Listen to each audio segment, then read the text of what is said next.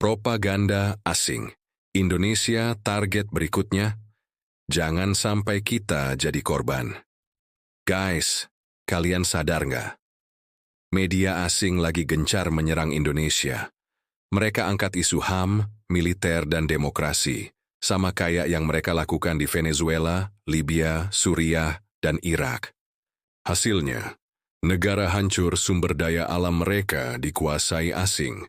Sekarang Indonesia target berikutnya, pola yang berulang. Kenapa banyak negara kaya sumber daya hancur setelah isu demokrasi palsu dimainkan? Irak 2003, CNN dan BBC menyebar narasi Saddam punya senjata pemusnah massal. Amerika dan NATO menyerang. Akhirnya minyak Irak dikuasai perusahaan asing. Libya 2011, media asing BBC, CNN, Al Jazeera mengangkat isu Gaddafi sebagai diktator. LSM global seperti NED dan USAID memobilisasi demonstrasi. Hasilnya? Perang saudara, negara hancur, minyak dikuasai asing. Suriah 2011. Media internasional menyebar hoaks soal Bashar Assad membantai rakyatnya, didanai oleh George Soros, Open Society Foundation, kelompok oposisi dibiayai. Hasilnya? Perang berkepanjangan dan sumber daya alam dikuasai asing. Venezuela 2019. Nicolas Maduro dicap sebagai diktator, sanksi ekonomi dijatuhkan dan negara dibuat kacau dan krisis. Semua ini dimulai dari propaganda media asing dan LSM global. Sekarang lihat Indonesia. Papua dan militer jadi isu utama mereka. BBC, CNN, Al Jazeera, ABC Australia terus menyorot Papua. LSM asing seperti Amnesty International dan Human Rights Watch menyebar hoaks soal pelanggaran HAM. Mereka angkat isu militerisme versus demokrasi kayak di Libya dan Mesir dulu. Siapa yang mendanai ini? George Soros, Open Society Foundation. Dana untuk media dan LSM anti pemerintah. National Endowment for Democracy, NED. Sering mendanai oposisi di berbagai negara, USAID dan Ford Foundation. Sering masuk lewat program bantuan, tapi punya agenda politik. Di era Prabowo, propaganda ini makin kencang. Isu militer kembali berkuasa. Dimainkan, media asing nyorot Prabowo sebagai ancaman demokrasi. Pemerintahan otoriter mulai mereka framing, kayak di negara lain sebelum dihancurkan.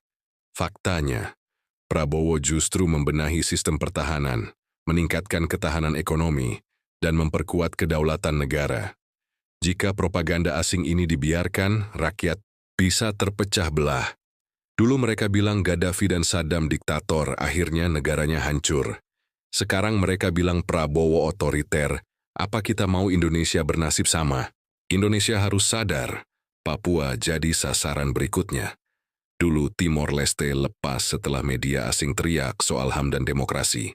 Sekarang Papua jadi target. CNN, BBC, dan ABC Australia nyebar propaganda separatis. Organisasi asing seperti Human Rights Watch dan Amnesty International ikut campur. Mereka framing seolah Indonesia menjajah Papua. Padahal, siapa yang sebenarnya ingin Papua lepas? Jawabannya perusahaan tambang asing. Mereka incar emas dan tembaga Freeport. Kalau kita lengah, Papua bisa lepas. Dan SDA kita diambil alih asing. Freeport baru salah satu contoh. Banyak sumber daya alam kita yang diincar asing. Media asing ingin menguasai opini publik. Propaganda asing sedang berjalan. Siapa saja media yang sering terlibat? CNN, BBC, The Guardian, Inggris. Menyebarkan isu demokrasi and HAM.